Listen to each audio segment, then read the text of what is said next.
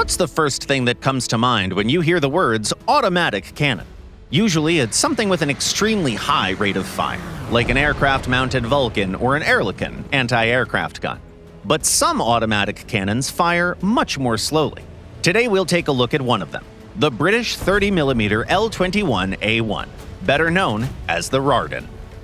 4 vehicles in the British tech tree carry this weapon: the Fox, the Warrior, and 2 scimitars, one of which was the main prize in the latest event. There's one requirement for playing all of them comfortably. You need to know where your likely opponents store their ammunition. With such a low rate of fire, probing around for an ammo rack is difficult, so ideally, your very first shot should hit the right module. Usually, 1 or 2 APDS rounds are enough to detonate an ammunition rack. Now let's take a look at how each of these vehicles plays. We'll start with the new scimitar and its sibling. The basic version has very weak armor that can be penetrated even by heavy machine guns. The Mark II, meanwhile, received additional protection capable of stopping them.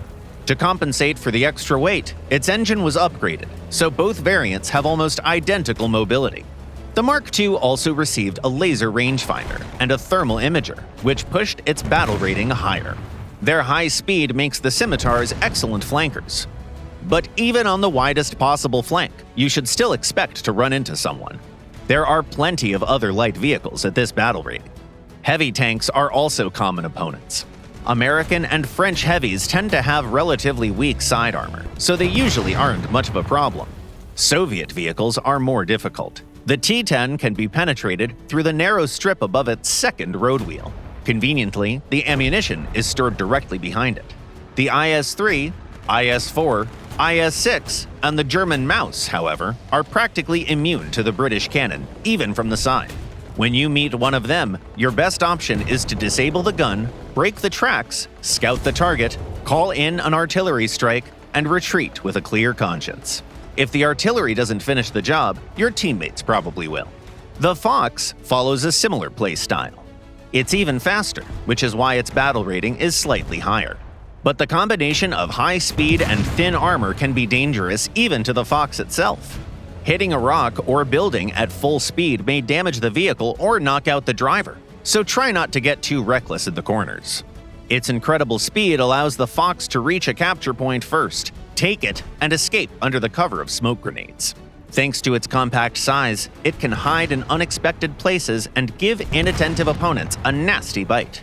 It's also excellent at running circles around enemies in tight urban areas. Just be careful. If an enemy ammunition rack detonates too close to you, your own vehicle may get caught in the blast.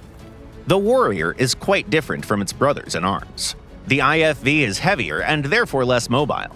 In return, it carries guided missiles alongside its cannon, allowing it to penetrate most opponents from the front.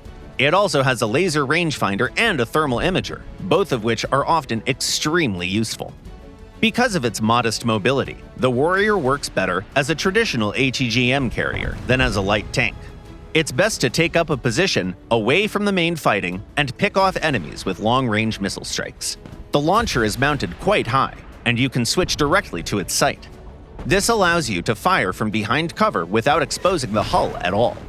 Keep in mind, however, that the thermal imager is available only through the cannon sight.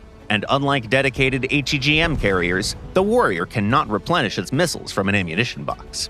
Save them for heavily armored targets and use the cannon wherever possible. Which slow-firing automatic cannons are your favorites? Tell us in the comments. And try not to drive the Fox too fast.